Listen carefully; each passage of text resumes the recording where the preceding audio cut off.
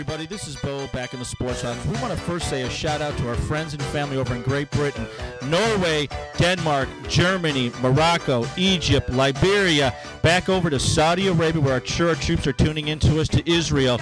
And then that signal is going to go all the way over to Japan and Philippines. We're going to say hello to the friends and family heading over to China for this year's Olympics, and we're hoping it's going to do well. We're going to shoot that signal down to South America, and right now we know from our ranking that Caltech and Coach Marbut is big news down in Brazil and Chile, and we're going to find out why, because we're not sure, but they are leading in every category in that country. How you doing, Coach?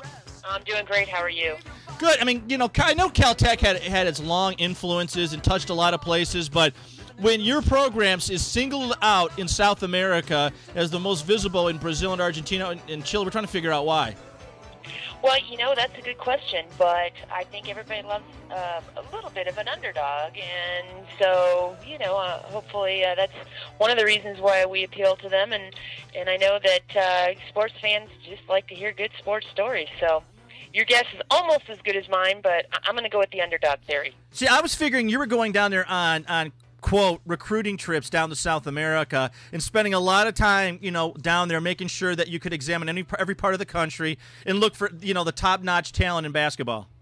You know, that would be a fun thing to do, but that's not what I've been doing, so I'll have to run that by my boss and see what we can do with that South American trip.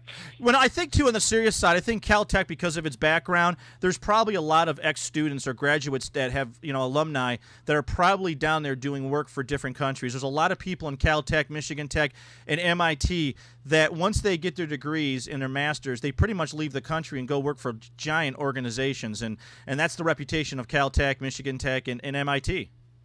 Yeah, we have alumni all over the world. In fact, I've got a young lady that's doing an internship this summer in Singapore. We have an alumni of our program that's in Tokyo working via Great Britain. And we have kids all over the country, all over the world, and it's part of being at a world-class institution. You know, especially as one as successful and dynamic as Caltech with its background. I mean, you just think of the top organizations to work for. Caltech has got to be up there. And, you know, every time we get you on, we always have a good time about it. And before we break down basketball and talk basketball, how is the Fires out there? Well, you know, most of it is happening up in Northern California, but of course that always makes those of us in Southern California a little bit more alert.